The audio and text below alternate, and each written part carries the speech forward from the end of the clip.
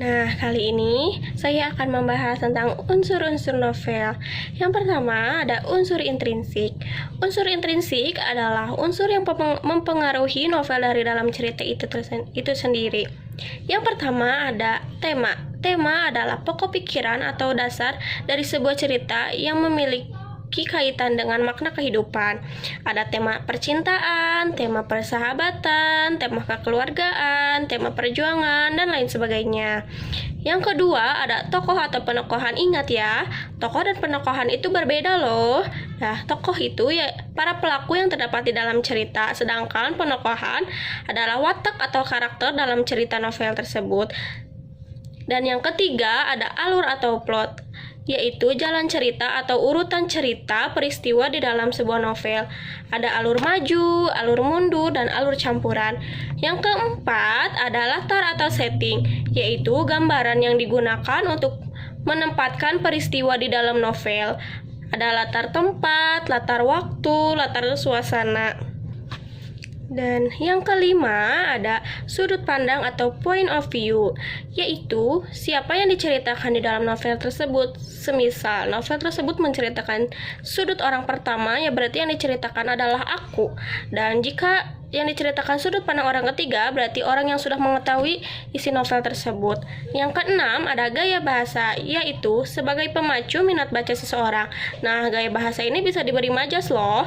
Dan yang terakhir ada amanat, yaitu pesan yang ingin disampaikan penulis kepada pembaca melalui cerita di dalam novel. Nah, ini adalah unsur-unsur sebuah novel. Nah, kalian ingat-ingat ya, unsur-unsur novel intrinsik yaitu ada 7. Selanjutnya ada unsur ekstrinsik novel.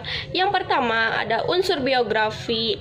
Biografi dan latar belakang pengarang, yaitu meliputi latar belakang pendidikannya, latar belakang lingkungannya, latar belakang keluarganya, latar belakang tempat tinggalnya, dan lain sebagainya. Yang kedua ada unsur nilai, atau nilai yang ada di dalam masyarakat, seperti nilai agama, nilai pendidikan, nilai hukum, nilai sosial, nilai adat, dan nilai budaya. Dan yang ketiga ada unsur sosial, yaitu atau kisah di balik layar dari novel tersebut.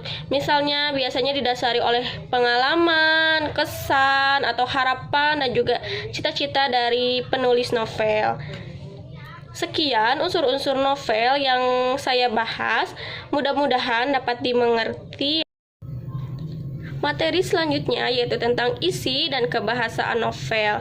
Di dalam sebuah novel ada unsur kebahasaan loh. Ada beberapa unsur kebahasaan di dalam sebuah novel. Yang pertama, karena sifatnya novel ini bercerita, maka novel akan menggunakan kalimat yang bermakna lampau atau terdahulu. Yang kedua, urutan peristiwa dan alur akan membuat novel cenderung menggunakan kata yang menyatakan urutan waktu atau biasa disebut dengan konjungsi kronologis, seperti kemudian, selanjutnya, akhirnya. Yang ketiga, menggunakan kata kerja yang menggambarkan suatu tindakan. Yang keempat, banyak menggunakan kata kerja yang menunjukkan kalimat tidak langsung sebagai cara menceritakan tuturan seorang tokoh yang dibawakan oleh penulis.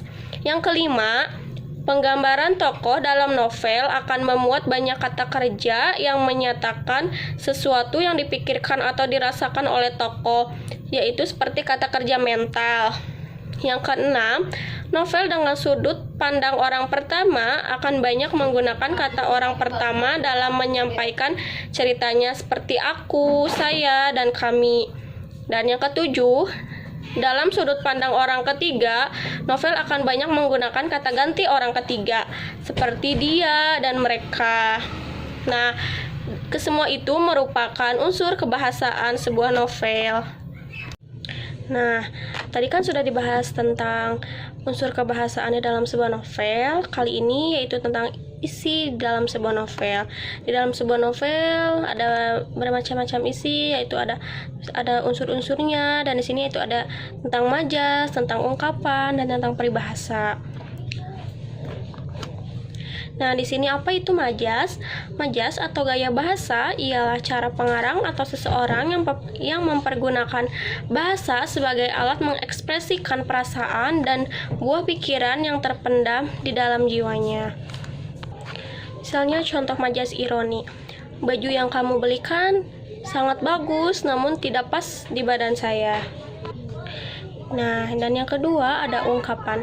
Ungkapan atau idiom adalah kelompok kata untuk menyatakan sesuatu maksud dalam arti kias. Makna lain dari ungkapan hampir sama dengan peribahasa atau perumpamaan.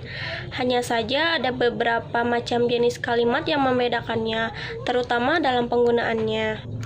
Contoh dari ungkapan yaitu, temanku adalah seorang gadis berdarah biru. Nah, berdarah biru ini yaitu semisal bangsawan atau keturunan raja.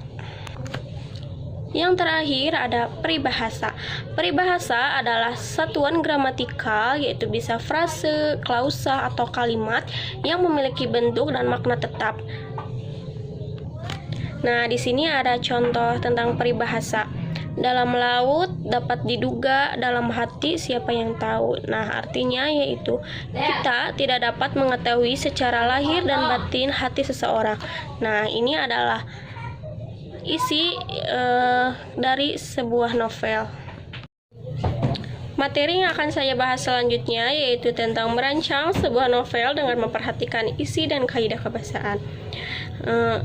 Untuk merancang sebuah novel, pertama pilihlah terlebih dahulu tema. Tema apa sih yang akan kamu angkat dalam tulisan novelmu? Misalkan tema tentang pendidikan, percintaan, persahabatan, ataupun politik. Dan yang kedua, tokoh dan karakter. Siapa saja sih tokoh-tokoh dan bagaimana sih karakternya di dalam novel yang akan kalian buat? Semisal ada tokoh antagonis, tokoh protagonis, dan tokoh-tokoh lainnya. Yang ketiga, alur. Bagaimana sih alur yang akan kamu gunakan? Misalnya, apakah akan menggunakan alur maju, alur campuran, ataukah alur mundur? Dan yang keempat itu harus ada latar atau setting. Di mana sih latar tempat, latar waktu, atau latar sosial yang akan kamu ceritakan di dalam sebuah novel yang kamu buat? Jika kamu memilih tema tentang pendidikan, percintaan, persahabatan, maupun politik, pesan apa yang akan kamu sampaikan di dalam novel yang akan kamu buat tersebut? Nah, itu semua merupakan langkah-langkah dalam merancang sebuah novel.